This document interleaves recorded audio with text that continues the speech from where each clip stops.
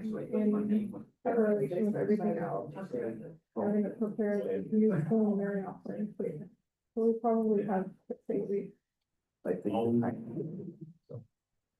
Good evening, everyone. Call this meeting to order 7:03. Can I get a roll call, please? Counselor Funderburk. Here. Counselor Katie McMillan. Here. Counselor Smith. Here. Counselor Dennis McMillan. Here. Counselor McLean. Here. President Duffloff. Here. Please stand for the pledge of allegiance. I pledge allegiance to the flag of the United States of America and to the republic for which it stands, one nation, under God, indivisible, with liberty and justice for all.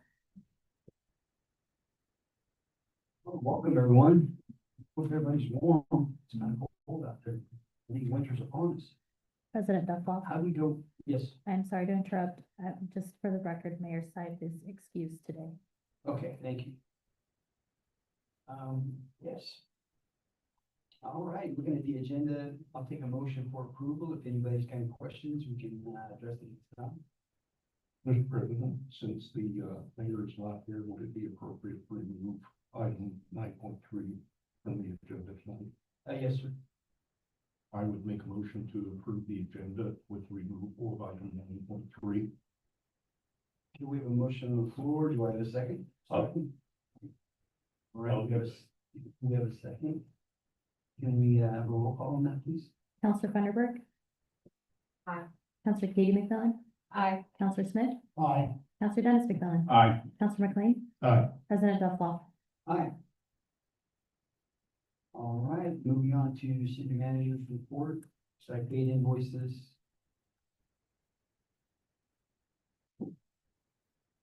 Thank you. Yeah, so. Hold on, here we go. I forgot that I pushed this new button on this fancy microphone. I don't have anything to report, just if you had any questions, I'm happy to answer those on the invoice. Council, do we have any questions? No. All right. 5.2, the community development annual report.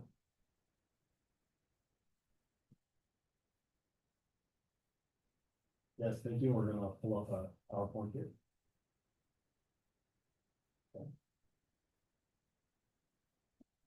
All right, thank you, Council President, members of council. Good evening, Zach Brackeye, Community Development Director, and this is our annual report for Community Development Department, basically from October of 24 to October of 2025.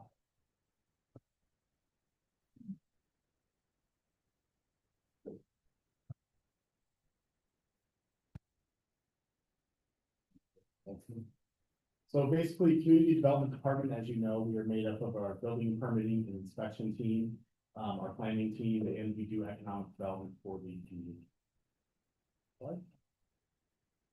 So applications that we had seen in 2025, October 24 to October 2025, 4 conditional use permits, 2 subdivision permits, 2 replats, 2 variances, 1 plan amendment, which was essentially the chapter 9 of the comprehensive plan that we took to council.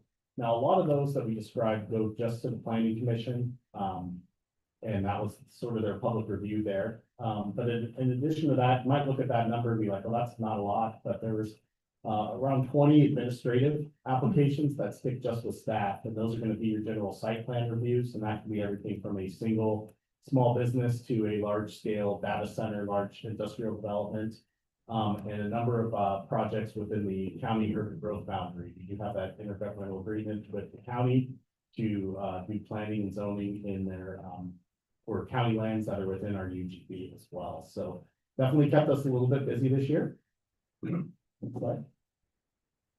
So year over year totals, our graph is a little bit backwards there. We didn't have a chance to fix it, but it shows 10 applications that went through the public process through the planning commission, which is a little bit less than we've seen in previous years, but no less busy on a day-to-day staff level for us as well. So as you know, I am new to the department, so we'll be taking a look at how we take these through in 2026 and get a little bit deeper dive into that data in our next annual report as well. We're expecting more coming in even as the year rounds out and into 2026. Next slide. So some of the highlights, if you dive a little bit deeper into the numbers, looking at housing growth, the subdivisions that we had worked through in community development. We had approval of over 179 lots and 89 acres of new housing development here in Umatilla. And as you know, our permit numbers are, you see construction all the time and everything, it's rising up. New industrial growth with data centers, so we do have a site plan for a data center on Wanaco Road that went through our process this year as well, so that's pretty significant in our continued growth.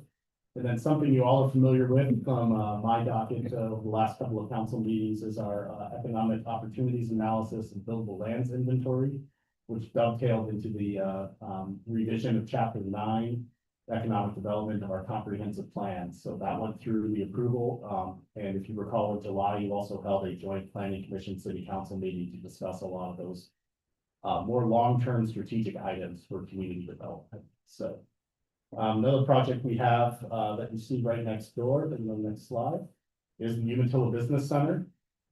As a part of that, we'll have a construction update in the next slide, but as part of that, we have our business incubator program. So we are rounding out our program and our policies and our leases for that. If you recall, through this process, we have 3 units identified ranging from about 520 square feet to just over 1,000 square feet within the business center that will be used for economic growth, startup of new business, really assisting new people going through the business aspects. And we're opening that up to, various specialty retail, office, personal services, which are limited, like, we don't have a plum for a hair salon with sinks and basins, but, if there's counseling or things like that, those kind of personal services, and even, maybe some small research and development that's low impact could fit into downtown and maybe have like a little retail wholesale component to it as well. So we're fixing to open up that whole program, geared towards startups, or maybe someone has a business out of their home, or they're selling online, but they want to have that storefront, and they want to have that chance to really grow their business in the public facing area. Obviously, it's very visible downtown on our main street, the main plaza, and just really that center of gathering and commerce that we have here on this campus. And they'd be part of the team, so they'd be working alongside with community development, getting some advice. We'd be looking to develop resource lists, working with the Small Business Development Center, potentially having some consultants that can do some hourly work that would be for financial help, marketing help, that sort of thing, and really see what sort of resources we can provide new business centers here in Umatilla. So some of those incentives that we have for the business incubator program are discounted lease rates. So identifying the market lease rate for Umatilla in 2025.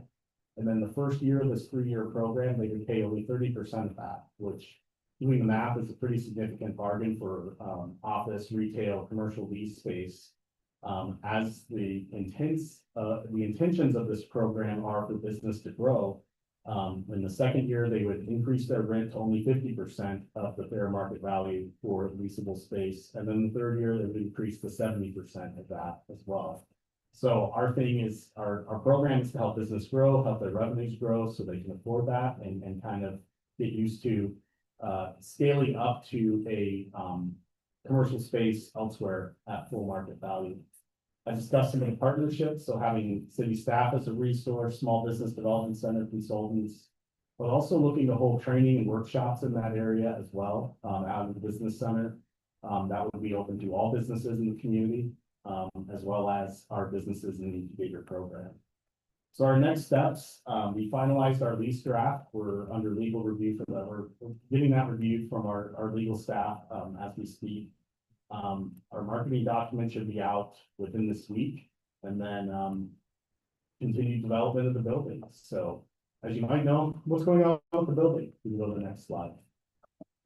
Well, nothing on the slide, but I do have some information here written down because we've been meeting on it weekly and including up until this morning. But our interior work on the building is progressing well. So we've got paint, plaster, and community room finishes are nearly complete. We do have temporary heat in the south building, basically so the paint can get applied and dry while it's cold outside.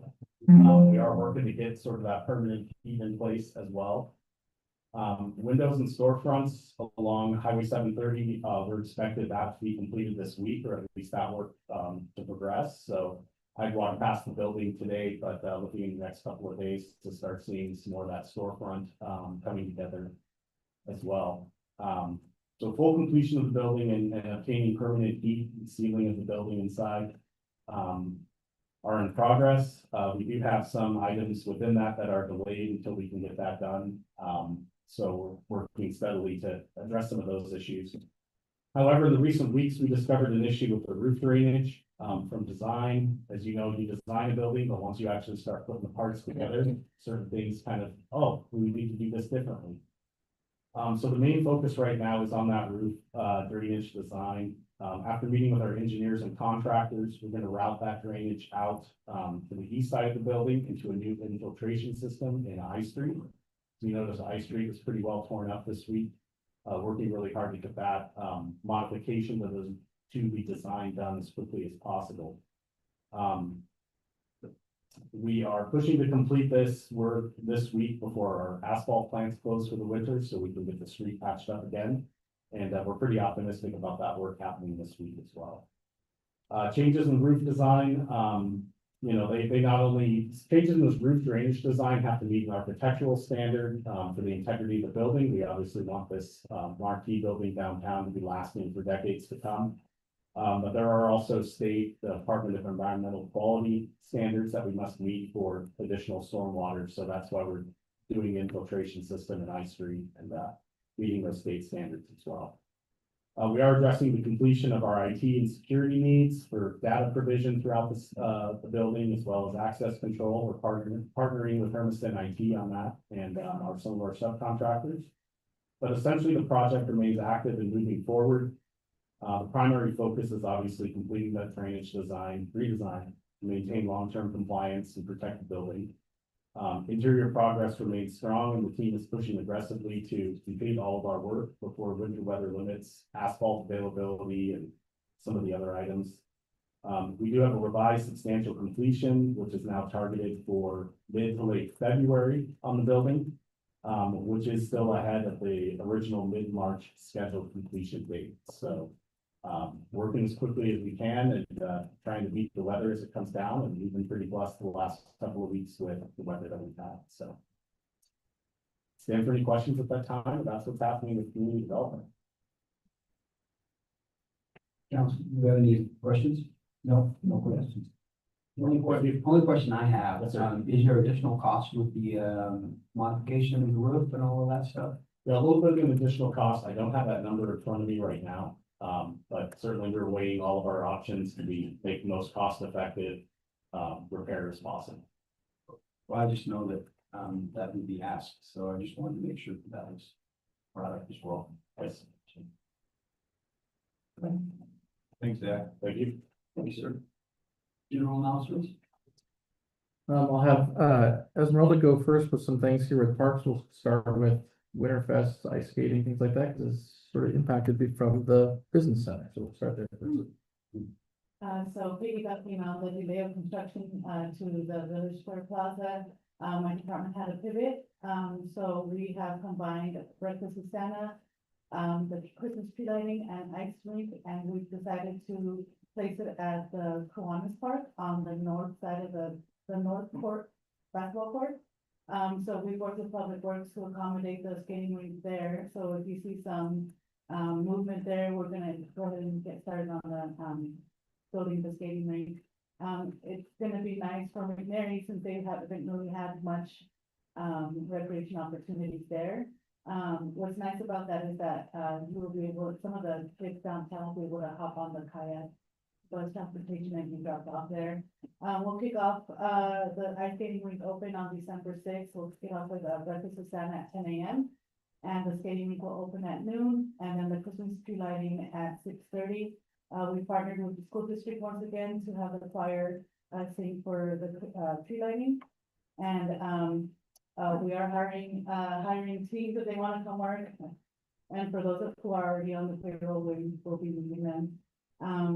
So that's that so far on the ice skating rink. If you have any questions on that, Tree lighting is what time, I'm sorry? at 6:30. at Collins Park. That's unsafe. And if you know anyone who would like to be Santa, call me. I'll just call Santa. Santa will be there. We'll figure it out. Very good. Okay, just some other general announcements. Kids Bingo is starting next week. Actually, no, that's on this Friday at 6 o'clock here at Council Chambers. And then also on that same day, the library, they call it the Book Bunch. There's the book for this month is Catalina by I can't say her name. So I apologize for it, but so there's that's available there. And then also on this Saturday is the Dump Your Junk. So clean up your home, anything else prior to family and coming for Thanksgiving and the holidays. You can take anything down to the Public Works shop down on 3rd Street this Saturday, starting at 8 a.m.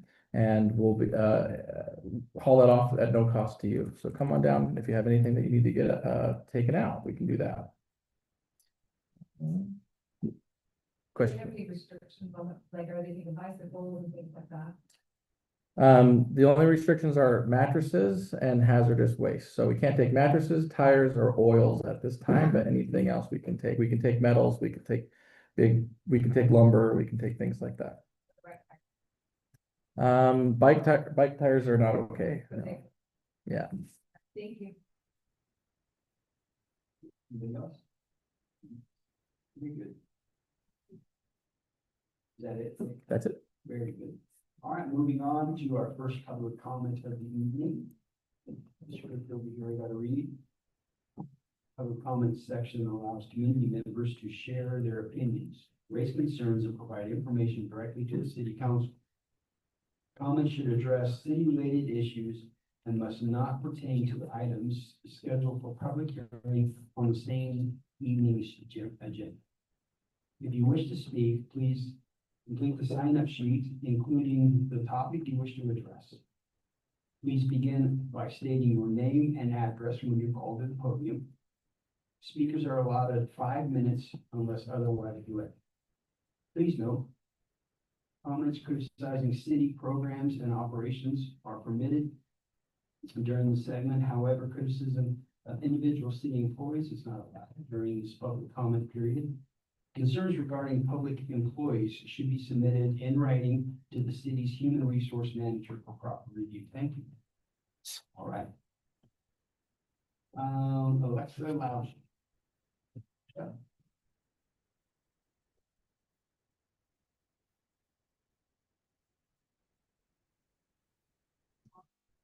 Seriously, I think there's a button. There we go. I'm Alexa Lougy. I live at 708 Chenoweth, and it's either spelled CHENOWITH or ETH, depending on the street sign that you look at. I don't know if you've noticed that. It's got 2 different spellings on Chenoweth. So I'm not sure which one is the correct one. It's kind of just a little bit of a moot point since we're not discussing the planning commission today. But I did want to just kind of put a face to my name and talk a little bit about my experience. So this summer, I saw on the city's Facebook page that Umatilla was looking for volunteers to fill vacancies on the planning commission and the Parks and Rec board. And I was raised to step up and serve others and pitch in where I can. And with 4 busy kids, trust me, finding something I can do that doesn't require cleats or a snack schedule feels like a small miracle. So in August, I submitted my application, excited for the chance to potentially give back to the community that my family calls home. And now, well, we're into November, close to Thanksgiving. And from what I understand, there's been some hesitation about my lack of years living in the city. And I understand that experience matters. Time builds context and stories and memories and relationships. And I respect that, but it's also true that Umatilla is growing. And I would argue that closing the door on new people just because we're new isn't necessarily the way forward. Fresh perspectives and long-term wisdom don't have to compete. You can be teammates. And while my official residency may not span decades, my investment here absolutely does. My husband graduated from Umatilla High School going on 20 years ago, and all of his 4 younger siblings did as well. My in-laws have lived here for over 25 years, and I personally have worked for the Umatilla School District for the last decade. All 4 of my kids have attended Umatilla schools, played Umatilla sports since they were in kindergarten, except for my 2-year-old. My 2-year-old has not played sports or attended schools yet, but I promise you she will. And by now I think I've spent almost enough hours on the 3rd Street soccer field to be an honorary Parks Department employee. And Parks, the field's great. We're excited about the new roads down there. So even when our address didn't have a 97882 zip code, we chose Umatilla. We chose its schools, its programs, its people, and now, as a homeowner who pays property taxes here, I'm literally and figuratively invested in this community's present and future. My children are growing up here. They are the present and the future of Umatilla. I can't think of anything that makes a person more committed to a place than choosing to raise their family in it. And so I just wanted to give a little bit of background, put a face to the name that's been thrown out there. We have some other applicants that I think would be great, but I just would hope that we won't limit based on the length of time that somebody has been in the city, especially considering all the new growth that we have going on. And I thank you for your time, and especially for giving me the opportunity to speak without a child or a teenager interrupting me, because I teach high school and we can all relate to that. Thank you. Thank you, Alexis. Thank you very much. Mary Dietrich.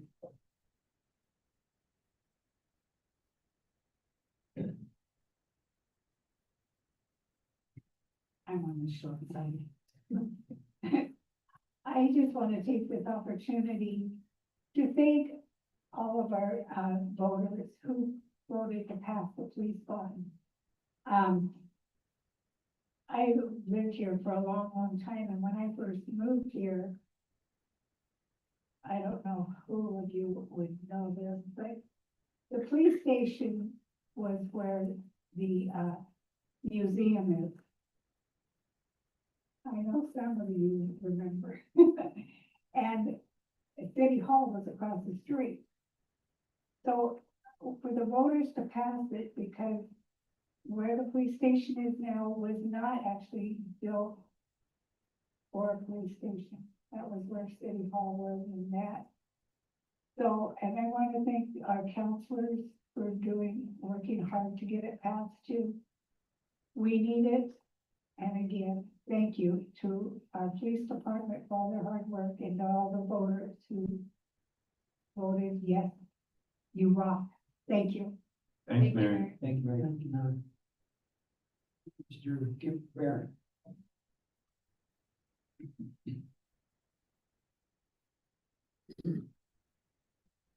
Hello, my name is Kip Barron, 457 Stevens Avenue. Today, I just wanted to address the staff, audience, and the council about the PAC quarterly shuttle. Yeah, that's my understanding about sharing back and forth with Hermiston. Although I'm an individual that's passionate about humanity and people in particular, especially people that are a little bit more in need.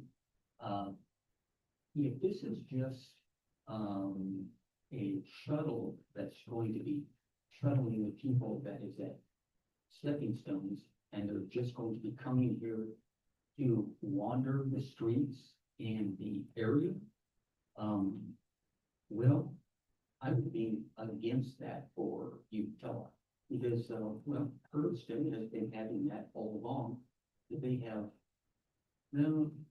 roughly twice as much city zone map space than Umatilla. They have twice as much population to absorb that.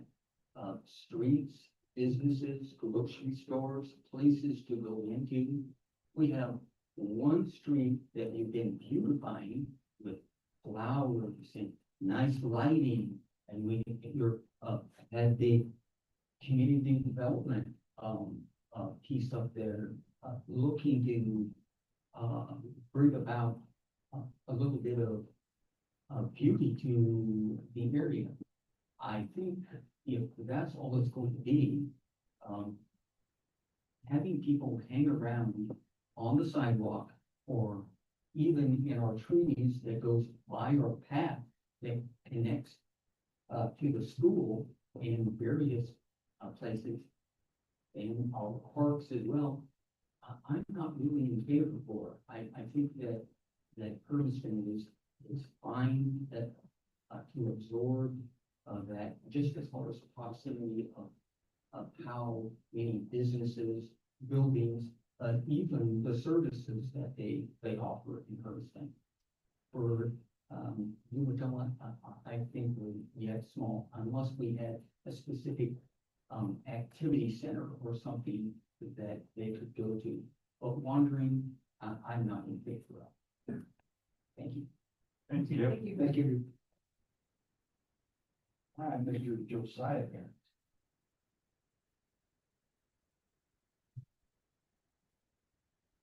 Josiah Barron, Umatilla Chamber of Commerce, 100 Klein Avenue. Just a few announcements, but first, I also heard, if I'm correct, that at the breakfast with Santa, that the Grinch is going to be there as well. That's what I understand. That's right. But back to what I was saying about the chamber announcements. This coming Friday, just as a reminder, the November the 21st at 11 a.m. I know all of you have busy schedules, but if you have the opportunity, Umatilla Hot Heels is having their ribbon cutting this Friday, November 21st. Coming up here at the end of the week. They keep getting new inventory in there all the time, lots of things to look for, and with the holidays right around the corner, great time to do some of the shopping when you're supporting a local business.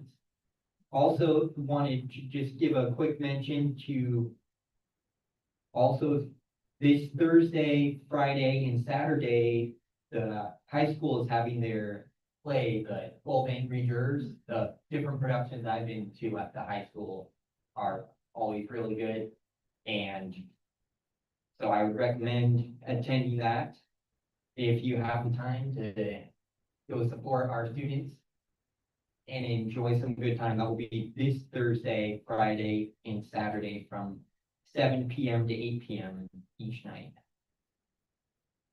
And then also we have a little bit farther down the line, but Tuesday, December 9th, we'll have our fourth quarter luncheon, but it will also be our general membership meeting for the year as well. So that's always a great opportunity. And we have this time Caitlin Pay with the Northwest representative from the U.S. Chamber of Commerce.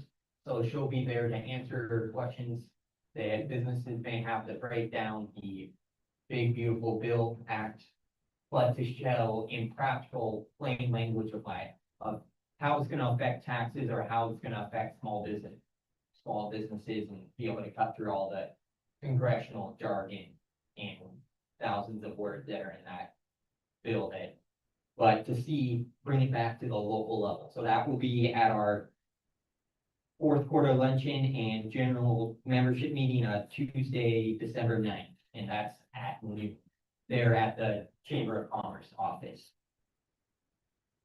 That's all I have to say for tonight. Thank you very much, Council. Thanks, Josiah.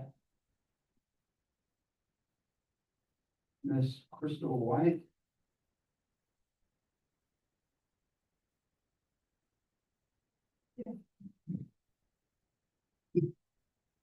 Hey, Crystal Wyatt, 130 Van Buren Drive, Umatilla. I am here to talk about my application that was submitted for Planning Commission. I just want to state that I was approached by different council members, city people that wanted me to become involved again with the city. For many years, I organized the Columbia Youth Basketball. I also was a supporting member and president of the Umatilla Little League. I've been a coach for many years and a teacher. When this was submitted, I did not realize that I was going to be placed under attack by your mayor. I did file a complaint. I felt that he brought up things about my past that did not need to be brought up. And as many of you might know, the story of the Three Little Pigs, right? Very common story, everybody knows it. Back in the 90s, they also came out with the true version of the Three Little Pigs, where it came from the wolf's point of view. I will never get to tell my point of view, and nobody's going to understand the things that I went through back in 2010. Nobody. And you will have to choose on your own. I was charged with furnishing alcohol to minors, and that was dismissed. I was never charged with anything else, and I chose to resign from my position as a teacher to help protect my family, this community, and our school district from how it would have been destroyed by any kind of hearing or litigation or anything that would have happened. I knew it would have just devastated this community. I'm not allowed to say anything more about that, but I do feel that Mayor Sype was out of place in bringing something of that up. I don't know if he researched online about all the other people who submitted applications and who amongst us doesn't have something in your background. But he is not my judge. Those things were taken care of and should have been left in the past. That was 15 years ago. And I do have to say, on a good note, congratulations, as Mary said, on the police department, but I've even more excited about the school zone signs that are now at Columbia Intermediate School. Thank you. Thank you very much. Well, thank you, everybody, for the public comment. We greatly appreciate that. That's the reason why we're here, is because we want to hear from you. And if you see us in the community, please stop us and say, talk to us. That'd be great. All right, moving on, consent items. Let's look at 7.1. You guys had an opportunity to look at the minutes. I'll take a motion at this time if there's no discussion. Mr. Council President, I'd make a motion, we approve the minutes for November 4th, 2025. All right, we have a motion on the floor. Do we have a second? I'll second that. We have a second. Nancy, can we get a roll, please? Counselor Funderburk, Aye. Counselor Katie McMillan, Aye. Counselor Smith, Aye. Counselor Dennis McMillan, Aye. Counselor McLean, Aye. President Duffloff. Aye. No public hearing. Let's go on to 9.1, parks and capital projects. Yes, that's me, sorry. We had applied for the local, government grant program from the Oregon Parks and Recreation Department of the state, for the conversion of the McNair tennis, courts to pickleball courts. Unfortunately, we were not awarded that grant. So the city has allocated $150,000, which would have been the match for that, conversion, that project. So I come to the council today to ask, what would you like me to allocate those funds to? We have had meetings with the Parks and Recreation, I have had meetings with the Parks and Recreation Committee members, and they have expressed that they would like, those funds to rehabilitate the Riverview Park that's, adjacent to Powerline, where the new, walking path has been created. Other project, the committee has also requested that South Hill region needs more parks. So, together with Zach Ratai, he's working, mostly him, on, meeting with developers to see how we can get, the project rolling on, a potential for a park on Sparrow Avenue, and or working with Monte Vista for putting parks at the new, residential development over by Columbia, by CPI. So I guess, the recommendation from the Parks and Rec Committee for now is, in line with our master park plan to rehabilitate the parks that we have, and that would be the Riverview Park. But I am open, to direction from the council as to what you would like me to do with those funds. It's $150,000, and again, we can work on that park. and replace the equipment that's old, it's metal, it's 1970s, I believe. Or we can save the money to, work towards those parks that we're trying to get in the South region. I personally think that a new park up where there's more population, like more kids, because that one's been in forever. We've gone to it a few times, but it's not really get used as much as some of the other ones. So I think up the hill where there's gonna be more kids are gonna actually utilize it. That's how I feel. No, I echo that, because I think that with the housing going up there, I'm thinking there's a need there. Not that we don't need to refurbish down here, maybe we can look at some refurb grants or something. There has to be something out there that would help us with that, maybe a wild horse or something like that. Maybe we can revamp that down there. That would be an option. I could, apply for a Good Shepherd Foundation grant that also helped us with the playground equipment at Kiwanis Park, and Wild Horse would be another option. I did look at the cost of replacing the slide, the swings and the monkey bars that are there. It probably would be about, including, the cultural observer from CTUIR, probably $30,000 to $40,000. Sure. If we don't get that grant money, then that's something I can request during budgeting time to, budget for replacing that equipment. But again, I'm open to direction. Sure. I'd recommend, keeping the money allocated to the pickleball court, if we get a chance, we do get the grant. I mean, like these guys have said over here that park, personally, I haven't seen it get used very much. And then, we got the new footbridge and just right across this Nugent Park, nice beautiful Nugent Park there. And so I would just say keep the money allocated for the pickleball court when we get the grant. Because I imagine we're gonna try that again, aren't we? Yeah.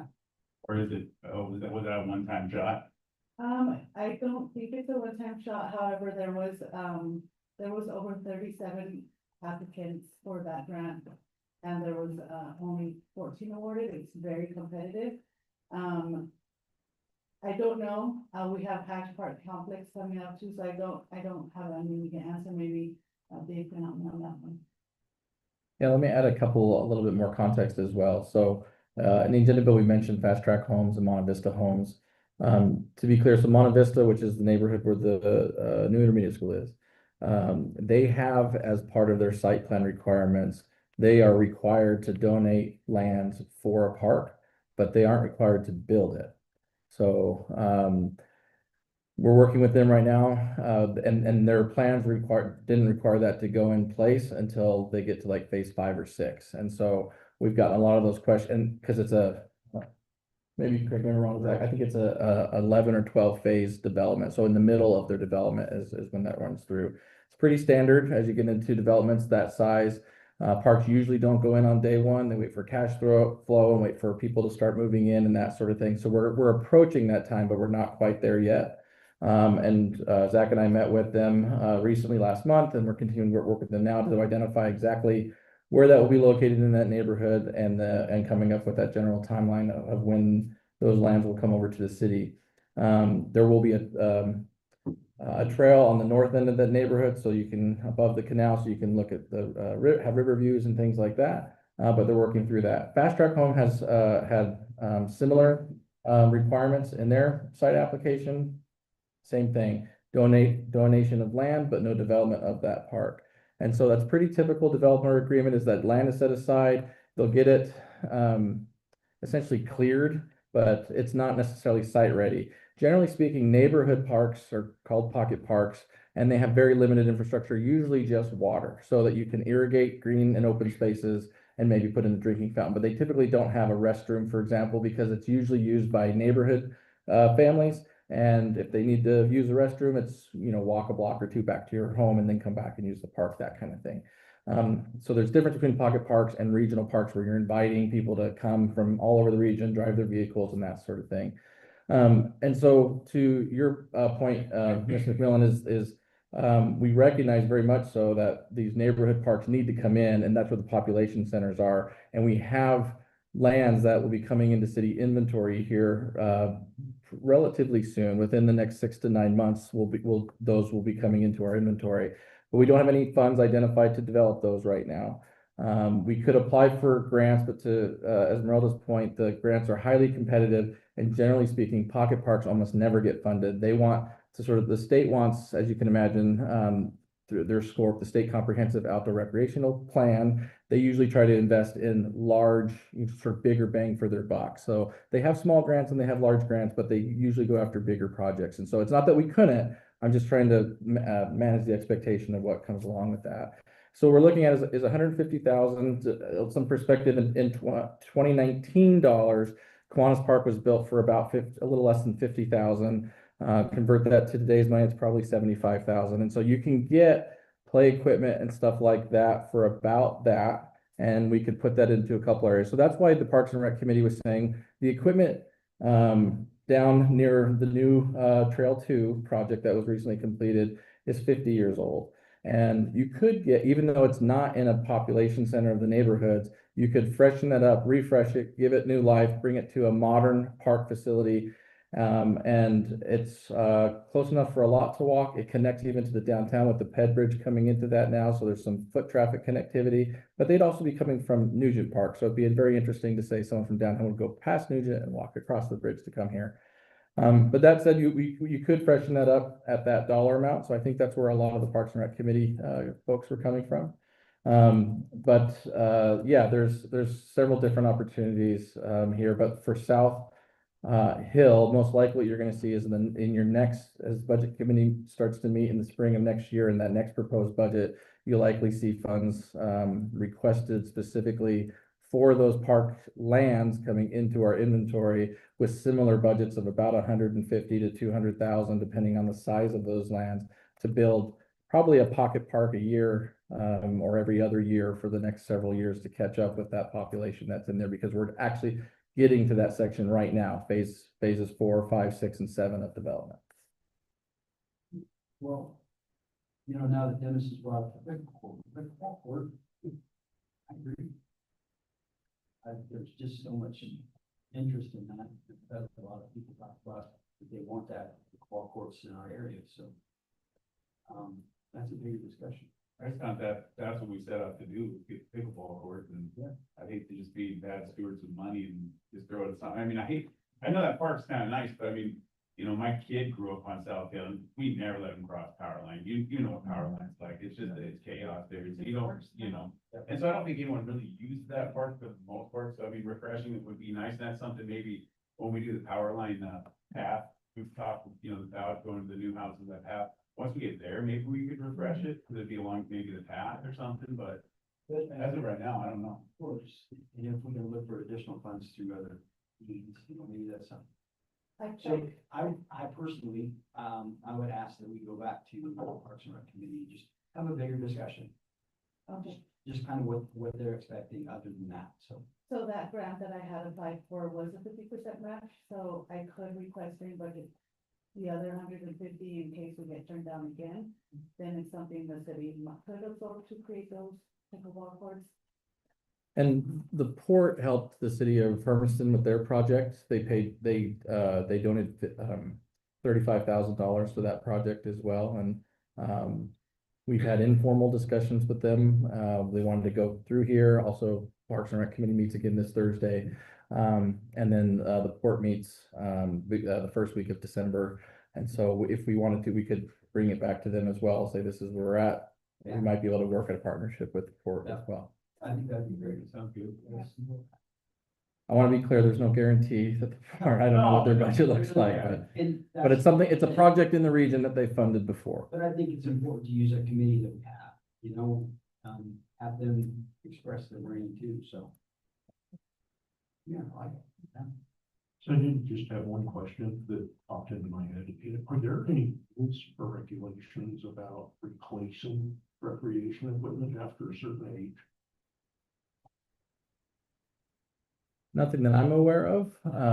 It comes down to, can you get it insured anymore, and risks and liabilities associated with it. So the legislature just passed this last legislative session. They had a win. They were able to update recreational immunity again. You probably maybe heard that term in some of those that came to the League of Oregon Cities. They did some updates and bulletins on that. But there's still a catch when it comes to recreational immunity. It's not that you can have equipment dilapidated, aging, and old and not expect any liability there. You have to be able to prove that you're not negligent. And so clearly, as equipment gets older, it gets more costly and more difficult to maintain over time. So it really just comes down to that, to your maintenance schedule, document logs, and that sort of thing to mitigate your risks and liabilities. Anything else? Sorry, so to be clear, you'd like me to take it back to the Parks and Recreation? I think so. I think so, yeah. To see how we can accomplish the pickleball. Yeah. Okay. Thanks. All right, that was it. Very good, thank you. 9.2, approval of written findings for sole source. Yeah, thank you. So, the city recently bid a construction contract for completion of the Power City and Brownell water and sewer improvements. There is a smaller component of that project. The project includes building a new booster station, and there are programming needs that we have to do in order to connect that system to our current water and sewer comm system. All of the rest of our system is serviced by Talus. And so in order not to competitively bid this work specifically, we do have the option to sole source this, given that it falls under the exemption for efficient utilization of existing goods requires acquiring compatible goods or services. If we did want to go to bid for this work, it would be cost prohibitive because we would need to hire an electrical engineer to design the specs for our system and put that out to bid. And effectively, that engineering work would cost more than cost savings we would get from going to bid on that. The value of this contract itself, had that been the only work at less than 65,000, would not require competitive bidding on its own. Those are required for contracts over 100,000, but because this is part of a larger project, you can't break those into smaller components to avoid procurement. And so that is what we're asking council to do tonight, is to consider allowing us to use Talus as sole source for that component of the Power City project. Council, any questions? No? I'll take a motion for approval. Mr. President, I would make a motion to approve the written findings for sole source procurement of the Intertype Booster Station program as part of the overall Power City and Brownell neighborhoods water and sewer extension project. We have a motion on the floor. Do we have a second? I'll second it. We have a second. Nancy, you may roll call, please. Counselor Funderburk. Aye. Counselor Katie McMillan. Aye. Counselor Smith. Aye. Counselor Dennis McMillan. Aye. Counselor McLean. Aye. President Duffloff. Aye. All right. Moving on to our last public comment section, is that correct? Is that where we're at? We're gonna table that. So move on from there. Thank you, sir. Perfect. Public comment segment allows community members to share their opinions, raise concerns, and provide information directly to the city council. Comments should address city-related issues and must not pertain to items scheduled for public hearing on the same evening's agenda. If you wish to speak, please complete the sign-up sheet, including the topic you wish to address. Please begin by stating your name, address, when you're called to the podium. Speakers are allotted 5 minutes unless otherwise directed. Please note, comments criticizing city programs and operations are permitted during the segment. However, criticism of individual city employees are not allowed during the public comment period. Concerns regarding city employees should be submitted in writing to city's human resource manager for proper review. Okay, Mr. Kit Barron. Twice in one night, that's awesome. It's good to see You know what, I have been quiet for so long, I thought I'd better do it twice. All right, well, In case you Okay. forget who I am. Yes, Kip Barron, 457 Stevens Avenue. I don't necessarily need you to comment, or even have questions of me, if you need not, but I did have something that came up about the public comment guidelines. It says city staff, does that also relate to the council people? Because if it does, I like to be a rule, I like to be a rule follower. So maybe I was reading into it. If I can name people by name on the council, I've been missing out. I think you can, right? Can we? Yeah, we're elected officials. being elected official. Oh, good. That's all I wanted clarity about. But, as a caveat there about the parks that you were talking about, is the park in question, say, Dennis, that you were talking about that nobody go to, is that the one just off power line? Just the power line Stevens there. Yeah. And Stevens? Excuse Well, me, you know, excuse me, typically this section, we don't have dialogue back. right. It's just more for a comment to us, and I appreciate that. Right. Thank you for that clarity, though. Now I'll just go ahead and make my public comment. Appreciate that. Sorry. My comment is there, that, park, because I live down there, actually had been being used, quite a bit by a number of families. The reason why it is not being used very much anymore is because the equipment is either broken or non-existent, except for the slide. And I go down and wax it all the time. No, I don't. Just to know that I'm not proposing to spend any money on it or anything, except for just, if you're gonna keep it, at least keep the things that people can be on, you know, swings and things of that nature. Because if it's not there, well, of course, they're not going to come. I appreciate it. Thank you very much. Thank you. Thank you. We always enjoy you coming in. Thank you. Right. Discussion items, let's move on to 11.1. Yeah, so we have Kevin Miracle here with us tonight from Sanitary Disposal, and on the Zoom link as well, we have Lori Gordon from DEQ. They are going to provide an update on the Recycling Modernization Act and what that means for our community, and then I can help answer any city side questions that you may have. Hello. Good evening. Thanks for allowing me to come and speak with everybody tonight. I'd like to just start out to let you know that I'm just the guy that's providing the service that is coming to town. My hands are somewhat clean, but also know that I'm a pretty big fan of this because bringing recycling to the curb, I think is important across. Kevin, I'm gonna interrupt you real quick. You gotta be real friendly with the microphone, so you're really tall and yeah, make sure we can get good recording on you, and then give us 1 second. We're gonna pull up the agenda material slides. Just a second. We'll catch up to you. Yeah, because I'll run through this so fast. We'll do our best to keep up. Yeah. Well, when you start off like that, you've obviously got some hesitation from other places. Yeah, just a little bit, but it's all good though. It is. I mean, I get it. We won't know anything about Okay, that's good. I'm out.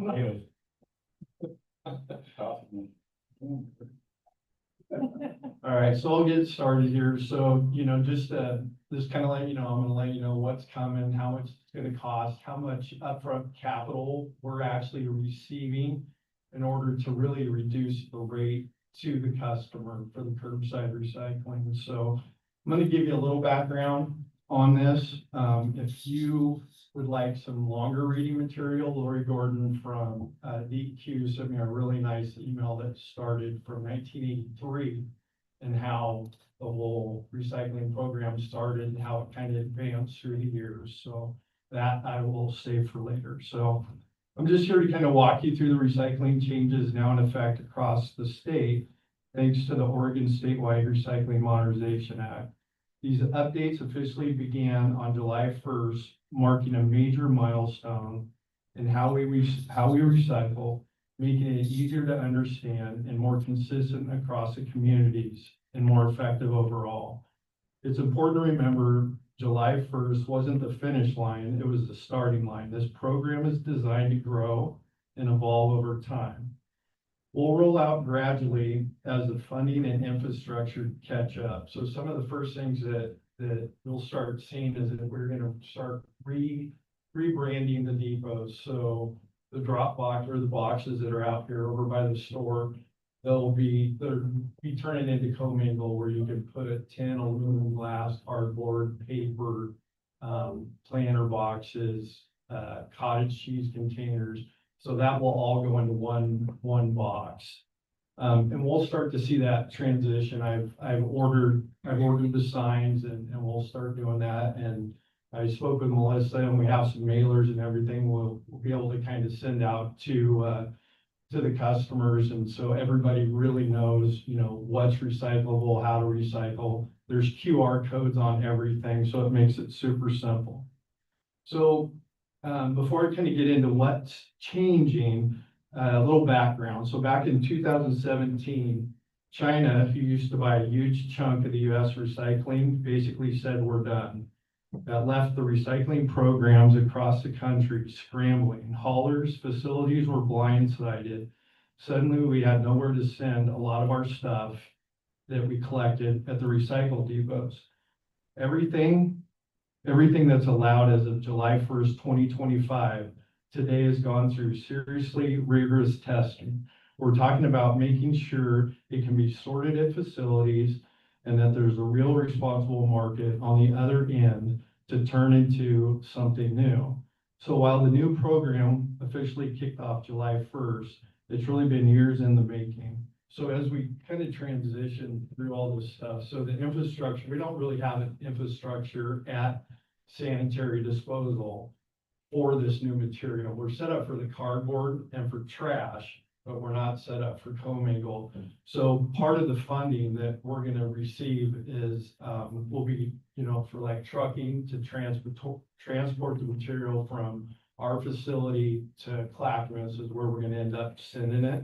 And that portion of that is paid for by this program. So cities with a population of over 4,000 will adopt the curbside recycling program in our area. Boardman, City of Umatilla, Hermiston, and the urban growth boundary in Umatilla and Morrow County. So what are the goals? So we moved away from wishful recycling, which is a habit of tossing something in the bin and hoping it gets recycled. I can't tell you how many times I've told my daughters, just when in doubt, throw it out.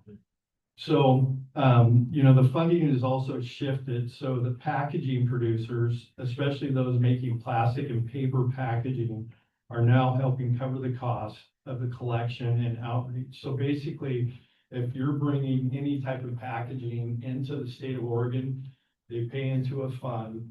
That fund kind of gets spread out between all the haulers. And that's for outreach, education, purchase of trucks, purchase of carts, and the continuing, progression of this new system. And while the program officially begun, it's just getting started. Changes will take time to fully roll out. Funding rolls into the new system. The law is built to evolve so Oregon can continue adding new materials responding to market's better shift. So that was one of the other issues is that, you know, with the wishful recycling, you were just hoping that it got recycled. Most of the time it didn't. And then China would end up with basically, you know, a bale of, you know, mixed trash is what would happen. So, so who's paying for this? I kind of went through this a little bit, but the manufacturers that are bringing stuff in here, are going to start, you know, paying into this fund. So think like grocery, takeout containers, shipping boxes. They're required to help with funding the system. This includes a collection program, public education outreach, transportation and infrastructure, and supporting the depot services. These producers all joined the PRO, Producers Responsibility Organization, which manages their contributions and ensures the funds are used to support real recycling outcomes. This isn't just making corporations pay, it's about creating a wide accountability, everyone involved in from the life of the product. So what does this look like? Recycling only works when everybody plays their part, and the new system has crystal clear roles. Producers are responsible for designing better packaging, and now they're also helping fund the system through the PRO system. Customers, that's all of us, play a huge role in making sure we're recycling and keeping things clean, following the rules and knowing what goes where. Recyclers are the folks collecting and sorting the moving materials through the system that make everything is handled, to make sure everything is handled safely and efficiently. And finally, end markets are the companies that take those sorted materials and give them a second life and turning them into things like steel beams and packaging, plastic, lumber, and more. So, just kind of recap, sorry with my glasses, my eyes get a little tired and I think I see better than I can. Just to kind of recap, so with Umatilla, we're gonna get funding for 1.5 trucks and all the carts for all the customers, for residential and multifamily. So if this program, and this also pays, CAA also pays for all the trucking, the equipment it's gonna take for us to reload it into the trailers and then ship it to Portland. So if we didn't have any of that funding, it would cost $22 a month for the customer. With all of this funding that they're giving us, it's gonna be $8 a month, which is significantly lower than what you would pay if you came to me and said, hey, Kevin, we want to start a recycling program in Umatilla. And I would say, well, this is what it's going to cost. And it would come in around $22 customer. So we're going with every other week, 95 gallon cart. And then I've sent Melissa some of the information, but you'll be able to see what the new material is that we'll be able to put in the carts. I don't want to go into too long, but there's so many different elements of the program, because once we implement this, then the pros are going to be required to have hard to recycle materials. So the recycle depots won't really look like they do now. They'll basically have glass at them, and then you'll be able to take motor oil, the little propane bottles, styrofoam, and film plastic. There's some other things. So it's ever revolving. So, it's a lot. It's a lot to take in. The email that Lori did send me this afternoon really kind of gives a pretty good outline of where it started in 1983, how everything progressed, and what, the Senate bill that was passed in order to kind of get us where we are today. Do we have any questions? No? Thank you. I might have a couple add-ons for you, because we've had some follow-up conversations and just questions that we've had. One question that we've had is this a service that our residents can opt in or out to? And it is required. If you have garbage service in Umatilla, it will be mandatory to participate in the recycling program. And then the other question, we don't have the trucks yet. We don't have all of the infrastructure. Why are we bringing you rates now? So we're discussing funding allocations, and Kevin, as Sanitary Disposal, needs approval from the municipalities that we're comfortable with these rates. We would bring you these as a follow-up resolution at your next council meeting to approve this rate when the infrastructure is in place, because he needs guarantees as he's ordering equipment that he'll have the revenue to pay the drivers as a follow-up. That's why we're giving you rates ahead of having that infrastructure. And Kevin, can you speak to timeline on trucks and carts? Well, my hope strategy? Yeah, well, it's obviously equipment's quite a ways out. Yeah, so it's, the Waste Connections knew this was coming. This is, this was passed in 2021. So, and even at the tail end of COVID, we've had a really hard time. So long story short, we're hoping the beginning of Q2 of next year Worst case scenario is probably Q3 or Q4. That's if there's some interruption with the availability of the trucks, but we have 5 trucks that we've ordered already to, you know, be able to take care of Hermiston, Boardman, City of Umatilla, and Beaufort County, so. And the carts also, so. What about cardboard? We used to have cardboard recycling bins throughout, you know? Yeah, Okay.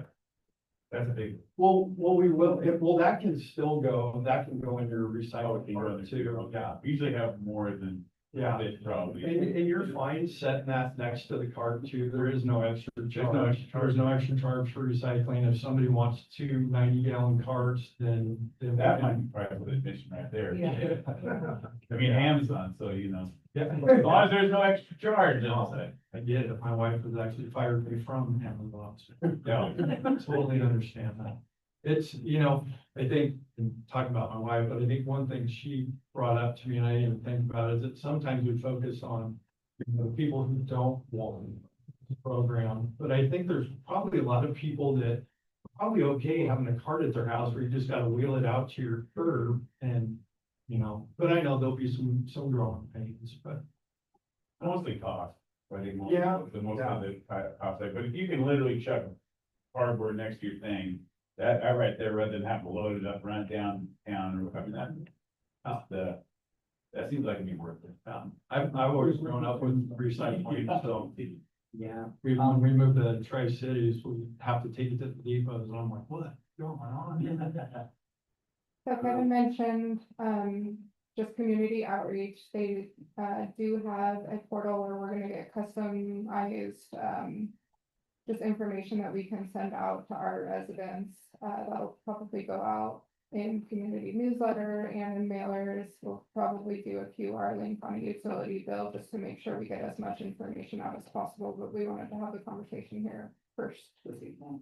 And there's gonna be a lot of education, it's gonna be ever revolving as we go through this, because we really want, you know, we know what a successful program looks like, and, you know, I wanna hire a educational coordinator who can actually go to the schools and, you know, start with kids so they can go home and tell mom and dad exactly what needs to be done. Make sure they do it right. Can I get clarification on something else? You mentioned that, there's no extra charge to put like, cardboard or anything out there, and you can even get a second cart or whatever, so. But on here, it says if you want 2 carts, it's $16 a month, 1 cart, $8 a month, 3 is 24.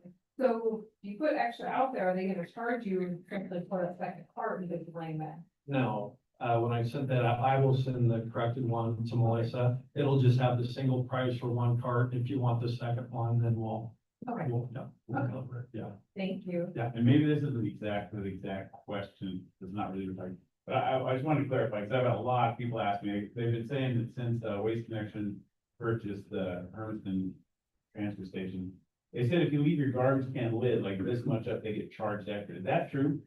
I want to just clarify, because I've heard that people like, I got charged extra and my can lid was like this far off. We charge him the most. Well, Yeah, so we're, yes, because the charges are discretionary from the driver. And so you will see that, because I mean, anything over and above, we're gonna get to. But, we're actually going to an AI system in the trucks. And so the camera will actually dictate whether or not we charge, and then we have the ability. But yeah, when the lid's up, you know, for me, when I was out there, that thing would have to be standing straight up in the air, there'd have to be a whole bag on. So there's still a lot of coaching with the drivers when it comes to that stuff. it is a thing that happens, and they weren't making enough, so I was like, why would they charge? Well, I know. An inch above it? Well, a lot of people feel that way, and I get it, but when we do actually, because the guys have to take pictures with the tablets, so it feels like that, but when you actually see the picture, yeah. Okay. But there are times, Okay. that, yeah, drivers get a little. Yeah. We all have that. So all you have to do, I mean, honestly, I know Melissa and, you know, they both have my cell number, call me. Because I can look into it and we can. We probably don't need a lot, Kevin, but we do have office staff that works back and forth with sanitary staff pretty well. And when we get those calls, we do give sanitary a call. They will pull the footage and we'll see what it looks like. There's also, if it's like a once per year we can have a little discretion on what we do, but if it's every time, then we assess the fee. Is it any gap above fully closed, or is it like, is there a certain limit where you guys kind of, hey, we gotta, I tell them over 3/4, but over 3/4? Okay. yeah. Okay. I mean, Yeah. 3/4. I just wanted to end the rumors. I've heard this. No, it's. See, but that's probably cardboard that needs to go into recycling, so let's get back to the conversation. Yeah, you're right, you're probably, Welcome home. I just The say. Amazon box hanging out. I had probably. It sounds like to me that we're going in this direction, and it is what it is, so. Yeah. We've been talking about this a long time. I remember going to a mayor's convention many years ago, and they were discussing that. So, this is something that we need to roll out to the community, that it's gonna be better for the environment, it's gonna be better. And now that we get more people, we should know that, so. Definitely. I'm really glad this is happening. We had full recycling like this in Colorado Springs 25, 30 years ago, and it worked well. Everybody was happy to have that. I didn't like it when I was a garbage man, but I like it now. Well, as a person that, my wife is from Canada, so when we go to visit Canada, they have 3 bins and they separate them out. I mean, and if you need somebody to come down, my mother-in-law, who's 80, she'll show you what's supposed to go where. And she's very diligent about it, even to me. So, it's just getting the message out there, and I think we'll be fine. And I grew up, we had burn barrels, so Yeah. we took care of things, and that's just how it was. So, it's just learning the process. So we'll be. And one last thing for me, since I've been in the industry for 30+ years, I've seen different recycle programs, on the west side of the state. One thing that I'm gonna be focused on is that, at least in Morrow and Umatilla County and the cities that are in it, that we have one of the cleanest recycling programs in the state. So you will hear from customers saying, Kevin said no, but there's a reason why when it comes to what's contaminated in the carts. So, yeah, I'll be the bad guy. Well, thank you. Thanks, Kevin. I really appreciate that. Thank you so much. So council, I'll bring you the follow-up resolution. Thank you. All right, thank you. All right, have a good night. You too, thank you. Appreciate it. All right, well, let's move on to the PATH quarterly shuttle rotation schedule as brought earlier. Thank you, President, Council. Want to give you a brief background on the history of PATH, where we are today, and kind of why the request is coming to make a change in operations, specifically to the shuttle schedule out there. So just as a reminder, PATH is an acronym for Practical Assistance Through Transitional Housing. It is our regional solution through our regional partners to address homelessness in our community. The vision of PATH is to PATH envisions a region with equal opportunities and support where everyone who needs stable housing can find it and afford it, especially communities who have faced disproportionate barriers to housing, so everyone can achieve the best quality of life possible. The mission of PATH is through collaboration and advocacy. We work to reduce homelessness in Western Umatilla County by expanding housing capacity and ensuring supportive services are provided in culturally affirming ways that uphold human dignity.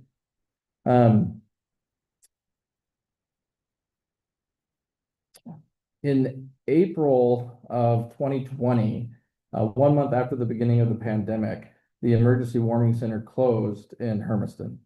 And with no designated opportunity for that facility to reopen that coming winter in 2020. That winter of 2020 into 2021, the Stepping Stones Alliance was unofficially created. It sort of rebirthed an old existing organization, but they were not organized. They didn't have their 501c3 status. It was a series of community volunteers in this region with commercial property owners finding space available for that winter.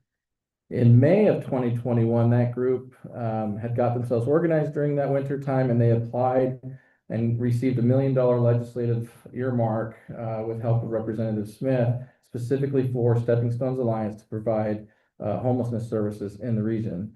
The problem was they still own no land, no facilities, they had no organized board at that time and had no executive director or staff running through the program. So we had legislative earmark, but no real way to spend those funds. They still continue to operate and use some of that legislative appropriation that upcoming winter, 21-22, to provide emergency shelter services only at that time. A warming center essentially. In May of 2022, this Umatilla County, and the cities of Umatilla, Hermiston, Echo, and Stanfield became one of 8 pilot programs funded in the state of Oregon through House Bill 4123. We received our own $1 million appropriation for that, and then partnered with Stepping Stones Alliance, and they brought their $1 million to the table as well for $2 million of funding to address homelessness in Western Umatilla County.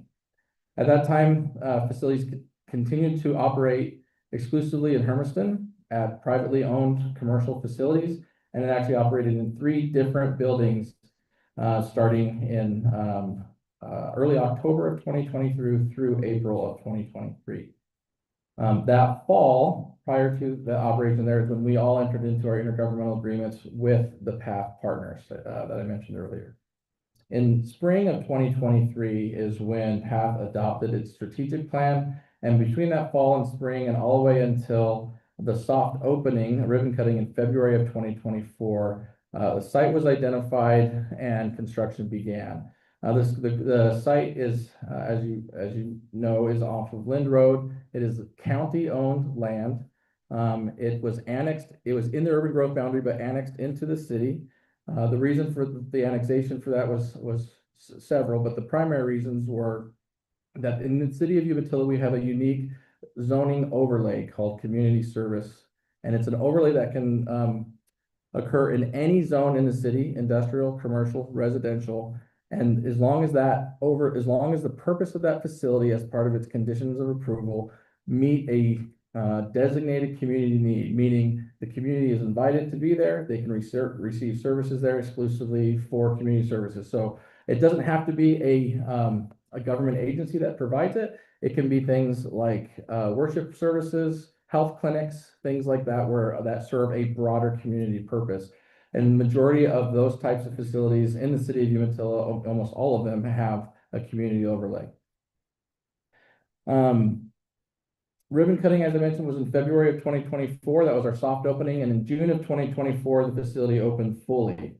And from then through now, starting in June of 2024, that's when our actual transitional housing program happened. So from 2020 through 2024, nearly 4 years, just a couple months short of it, it essentially operated almost exclusively as a warming center service. That service continues today. We have 32 beds, and you get quarterly updates from Stepping Stones Alliance. They come and give their reports. And from the data that they present to us, about 90% of their clientele was born and raised or has lived here in Western Umatilla County for well over a decade, and sometimes their whole lives. And so the majority of those that are receiving these services, this is their home, this is their hometown, this is their community. A lot of them have family members in the area as well. That isn't to say that we don't get transplants. We do. We get some from Pendleton, we get some from Portland, we get some from Tri-Cities and other places. But the vast majority of those that receive the services are from here. The ISUs, the individual shelter units, is when those opened in that that June of 2024. We started with 12. We've gone up to 21, and we just delivered 2 new units, and we'll get this in your next updated report on site 2 weeks ago, and they'll be energized next week in time for Thanksgiving. And those have been donated by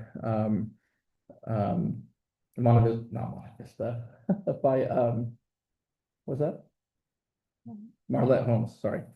And they have really cool units. We'll show you what those look like in that report. So we will now operate 23 individual shelter units here. Those that are participating in the ISU program live there. They have that's their address. That's where they're there. They can be there 24/7, and they receive the services that are in the strategic plan for PATH. They receive navigation center services, which gets them access to SNAP benefits, access to housing, in meetings with HUD, with other counselors and so on to help get whatever services they may qualify for and help give them some of them job training and medical services as well.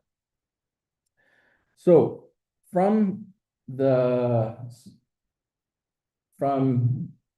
April of 2020 through today, so for 5.5 years, all of those, PATH is inside the city limits of the city of Umatilla. It does have a Hermiston address. That's because Lind Road has a weird thing going on there with that. But each and every day that PATH has been operating and prior to PATH operating off of Lind Road, the clients, and we call them members at PATH, have been in the city limits of Hermiston every day.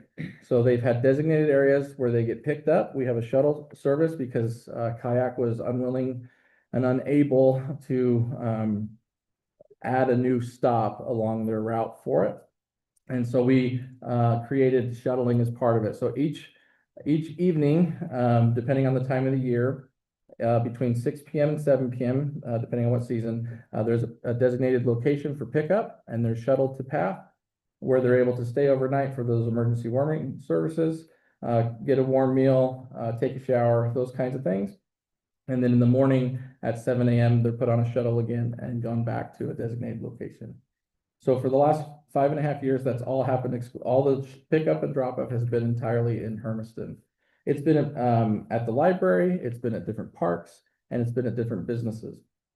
And so the request has come from Hermiston, and the partners on the PATH Advisory Committee have said that the only 2 partner cities that have services, publicly owned spaces and services that are readily available within walking distance of either a downtown or a designated commercial area are Hermiston and Umatilla. Stanfield Necklace certainly have them, but they're by foot, as most of the folks are getting around. The distances can be quite long.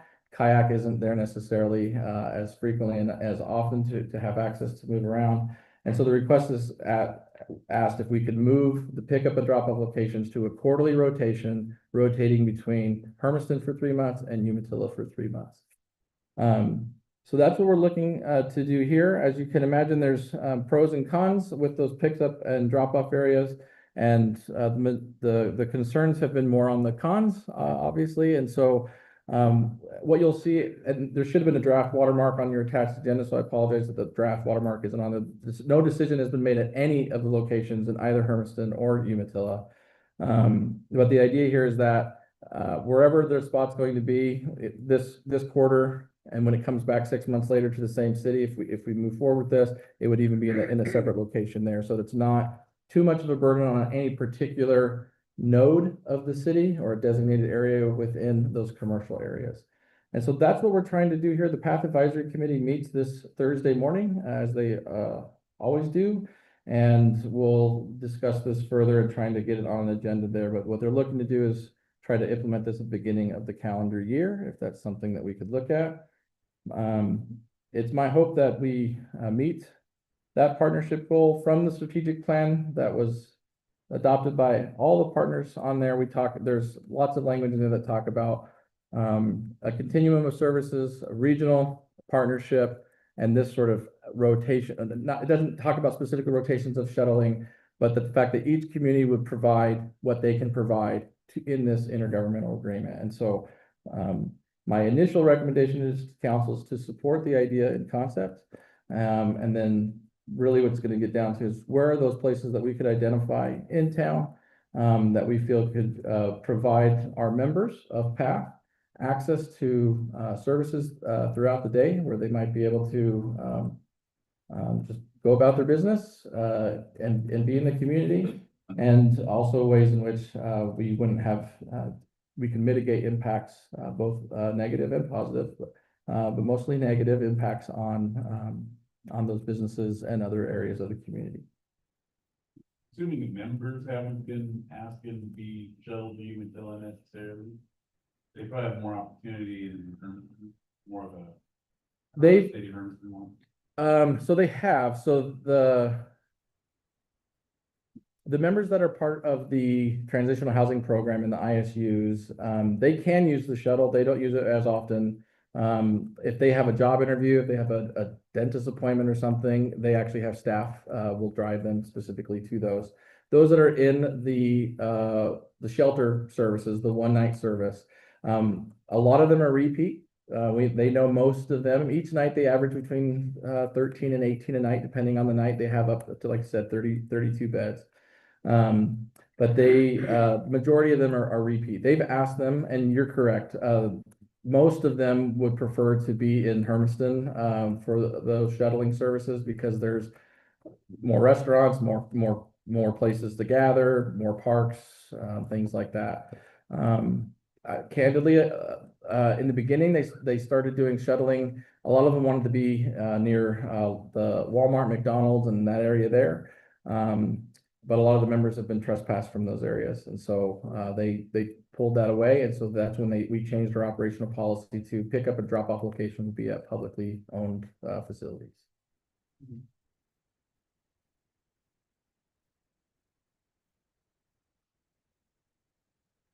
Hey, do you have shower facilities for the overnight people? I don't understand.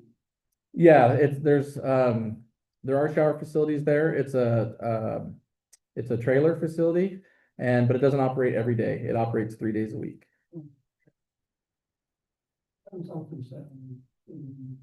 Okay. Do we have any kind of plans whatsoever for infrastructure places for the members to, if they were to be dropped off, I mean, I know I love this town, I just don't know if I was to be dropped off here myself, I'm just trying to think what in the heck would I do versus, somewhere like Hermiston. Yeah, I'm kind of with you. I don't want to promote the loitering. No. And I don't want to see people get trespassed and just create more of an issue, but I also want to be a good partner be a good steward. I mean, Sure. But in the same sense. So that's why I'll go back. So one of the nexus policies with this had to do with House Bill 3115. It created the memorialization of the Martin versus Boise case in the Ninth Circuit, which you had to create a time, place, and manner ordinances on your books. That case since got challenged, the Cottage Grove case, all the way to the United States Supreme Court, which overruled the Ninth Circuit. But it's still on, it was codified through House Bill 3115, so it's still, time, place, and manner is still part of the Oregon ORS. Which is what manages us. We're a subdivision of the state of Oregon. We do follow federal rules, but again, that's case law. We actually have ORS on the book, so that's what we're following. So time, place, and manner. We adopted in 2023 time, place, and manner rules for the city of Umatilla. We have those ordinance here at the city. That's part of the reason why we look at public parks. Our parks are open dawn to dusk. The shuttling service is essentially dawn to dusk. It's not a crime to be broke. It's not a crime to be homeless. They're certainly allowed to be in publicly owned spaces. But again, we can have time, place, and manner. So manner is the key rule there. Our parks they prohibit alcohol, they prohibit tobacco, they prohibit illegal drug use, they prohibit any type of voyeurism and things like that.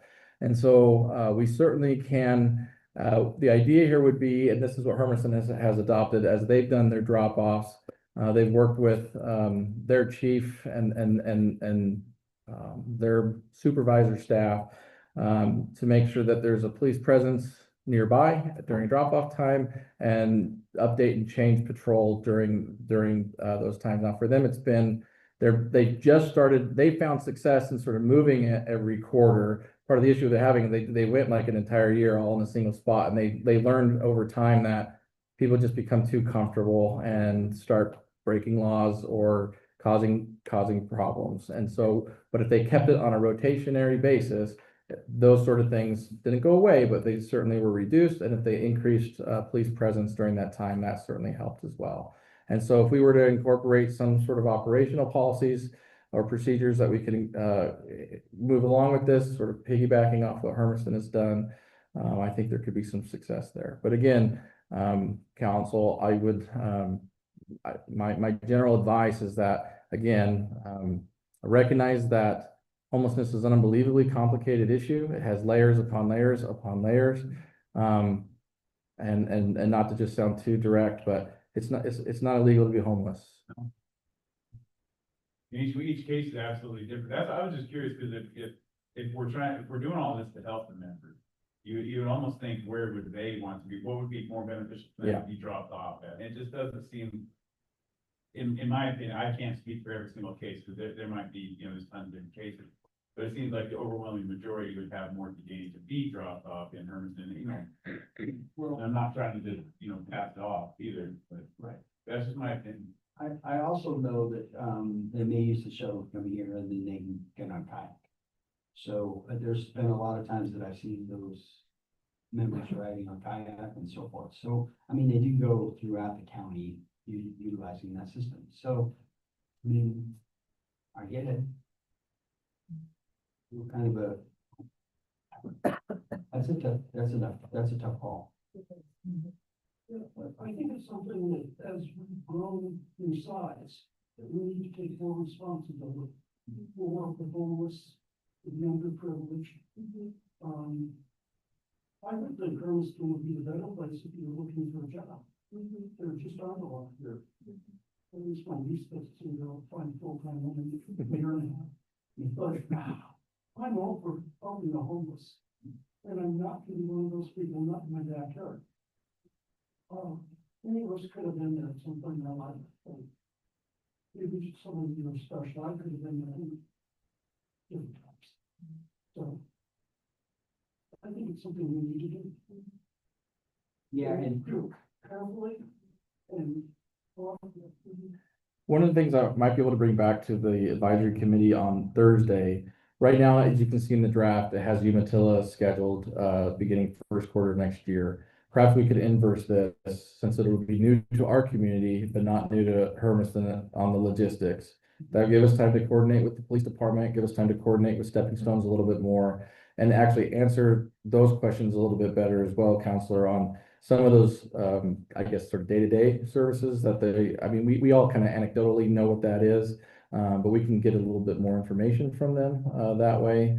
In the meantime, that would give us time to even talk with Parks and Rec Committee and maybe some others, because those are some of our spaces that are there. This is where it gets tough, because we have certainly everybody that's a member of this community and our visitors here have a right to feel safe and quiet enjoyment of our parks and public spaces. But I guess my argument there is, like I was saying at the beginning, we know that 90% of the folks here that use PATH are from here. They may have been born and raised in Hermiston, but they're from Western Umatilla County or Northeast Morrow County. And so these are our neighbors. They just don't have four walls. So my question would be, maybe we're looking at the front instead of the back end. Why are we telling them where to go? Why don't we find out where they want to go first of all? And I mean, you see what I'm saying? So the send them back up. This just doesn't make sense. Well, like I said before, is some of it's just access to available services that might be available, and Echo and Stanfield, they're good partners, but they just don't have a lot of available options there. They've told Stepping Stones, we know what they're looking for, what they want. They want to be nearby restaurants or food trucks or areas that are near there where they might have an opportunity to have access to food or meals. They want access near a grocery store. A lot of them do have SNAP and other benefits, but they don't have a place to prepare meals or things like that. So most of the stuff that they're buying, if they're buying meals, are going to be whatever they can get in their backpack or whatever they can take with them to PATH. PATH does have an opportunity when you arrive in the warming center. We do have microwaves and you can boil water and you can cook a few things. Right now we're updating everything for fire suppression and things like that because of the classification of the building. That's part of the grant that they're working through right now to bring that additional food prep availability to the facility. And so, I mean, we know what they're looking for the most part during while they're going about their business throughout the day, but we can dig into that a little bit more. And that's what I would ask. Is it something that maybe we set up? Okay, so 6 o'clock you go to Umatilla and 7 o'clock you go to Hermiston. Yeah, or something of that nature. There's, I mean, I understand that it's resource driven, and I understand all that, but let's look at the reality, what's best for them. Well, and yeah, so it's the other side of the coin too, just again, to be in full candor, is those areas drop off in Hermiston are asking for 90-day relief. Really, gotcha. And so if we rotate it this way, and then they rotate another, but they're actually gonna get a 6-month relief because there'll be 2 locations in Hermiston. And then when they finish one up, they would do 30 days with, or 90 days with us, 90 days at location 2, 90 days with us again, and then they're coming back. So they're actually only dealing with it for 90 days in one specific location in Hermiston. And it would be the same thing for us here, one specific location, 90 days a year, and the next location is 90 days. So they're looking for some reprieve because there are negative impacts and they're difficult to deal with. So it's clearly an intractable problem. You've put up with me from, planning commission, from signing the path, but and I've been through this quite a bit. My take on this thing is, pretty clearly we have a responsibility here that, that we need to be willing to take care of, but I would feel better if you were able to go back and talk through, getting a little bit more time in, in the scheme of Umatilla, it belling up to the bar for a person of this to identify parks, facilities, and maybe a report back before we get there. Yeah, I appreciate that, Counselor. I feel confident that we can get an extension till April. As far as rotating this proposed quarterly swap, I think I can be successful with that. Any additional extension, I don't think we'd be very successful in convincing the advisory board that that's what we wanted, that we'll be able to achieve. But that will give us opportunities to go to Parks and Rec, to go to Planning Commission, to get back to the council, to come up with some ideas, to meet with the police department and so on, to come up with some of these locations, updated SOPs and things like that. Okay. Consideration of like an ad hoc committee to work through this and to continue to once it's implemented. Well, we certainly could, Counselor. That's what's one of the charges that the Path Advisory Committee is meant to do. We do have work groups or subtasks that we will break out on that. So we definitely could do that through, and I would think the advisory committee would be the right avenue to create that. If you wanted to do, because it's a regional solution, not necessarily just Umatilla. Yeah, a Umatilla committee to deal with the problems that come up, and they will come up. And we'll have to solve them. But I don't want to leave it all on staff for one thing. If the community gets involved with this, there'll be more support for it also. And you see, these people are real people. They're not, your animals or something like that. I guess my only concern is that Hermiston is over twice the size we are, and they have more resources than we do. Are we depriving these members of potential resources that they would do better with, that we don't actually have or offer them? And I guess that's the thing, if it's a 50-50 split, rotated quarterly, obviously, are we serving them fair?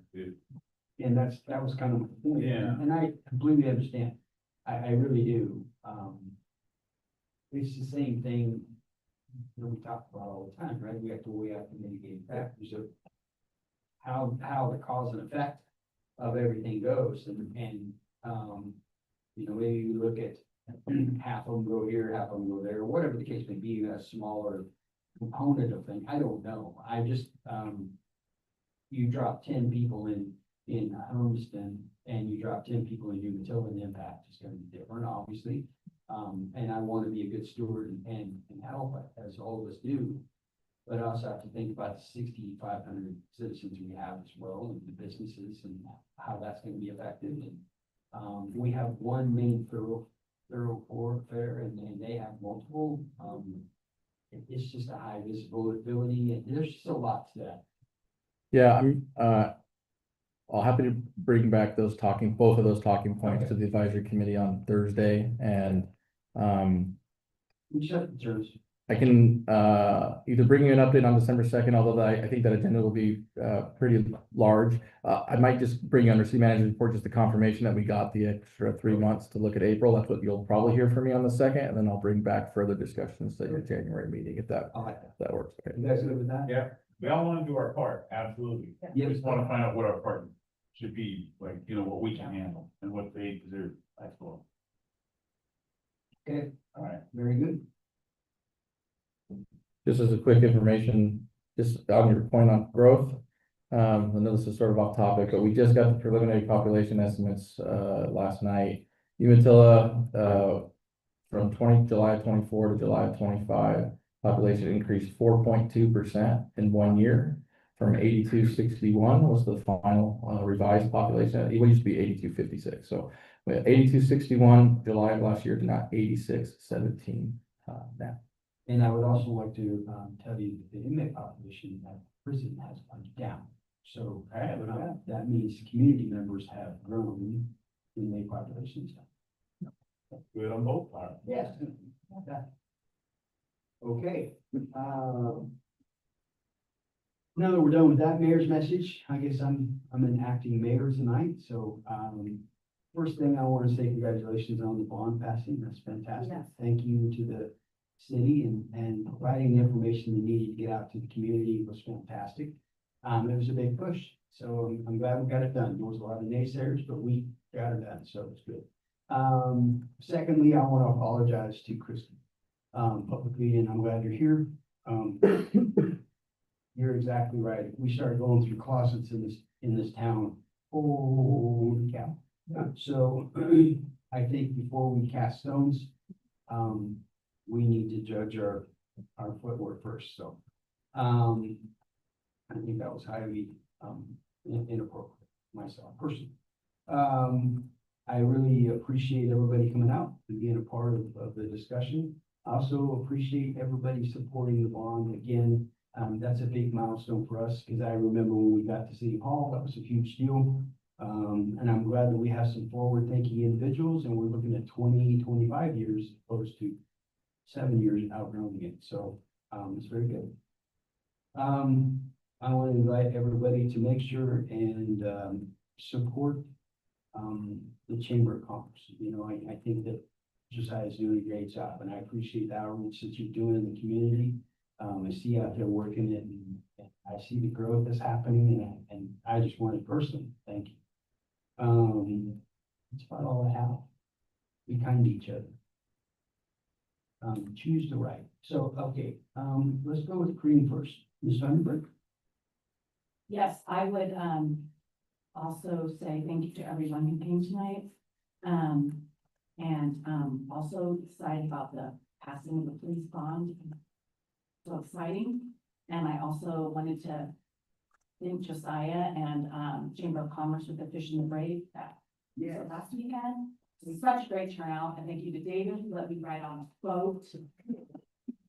Even though I don't fish or touch them, but, so it's probably considered a waste, but they did put me to work. I just reeled them in. So it was just such an honor to hang around with those people. It was a great day. So, thank you.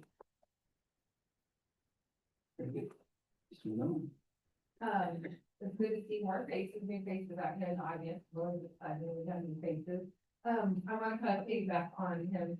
First of all, I appreciate you coming out and just having the courage to kind of give your side of the story, which never really should have had to have been happened to begin with. But I appreciate it. That does take a lot of courage, no matter who you are, to go on and say your side of the story. So we appreciate you for that. She's not here, but I appreciate Alexa coming and, kind of giving a little background of who she is, kind of open the eyes and everything of who she is versus just what we see on a little piece of paper. So we appreciate her coming. And then everybody just have a great Thanksgiving. We just gotta be thankful for all of our blessings in our lives and our family and our friends, and just hope everybody has a great Thanksgiving. Just remember what it's all about. So like he said, everybody needs to be kind and just be thankful for what you have and who you are. So, and have a good night. Definitely. Mr. Smith? mind, please don't off. One thing I'd like to bring up is, I think Umatilla needs a food pantry. Most towns in this area have one, and we don't. I'm not saying it should be the city doing it, but it should be some kind of nonprofit, a group that gets together, and if anybody supports this and wants to get hold of me, I have some resources now, with working with some of the other food banks. So, feel free to give my number. That's all I got. You sure that's a great idea. Appreciate it. All right, Mr. McMillan. I also want to thank Crystal for showing up and Alexa. I didn't know either one of you, still don't know you technically, but it's nice to put a face. And we were missing just some information on some of these agenda packets. So it's just been kind of a delay with this whole thing. So we're gonna work through it. We're gonna get through it. And anyway, I just want to say thank you. And everybody stay bundled up. Looks like we're gonna get cold soon, so. That's all I got. Good to show already. Yeah. Mr. McBrain. Yeah, golly, you know, once again, I've run out of new and different things. Thanks everybody for being here, and probably the simple way to do this is to make it short and, just reemphasize, I hope everybody has a safe and happy Thanksgiving and enjoy some time, hopefully not working. Thank you. Very good. Well, at this time, I'll take a motion to, reconvene into an executive session. Mr. President, I move that we adjourn and come back in executive session. Chancellor Lester. We have a motion on the floor. Do we have a second? I'll second it.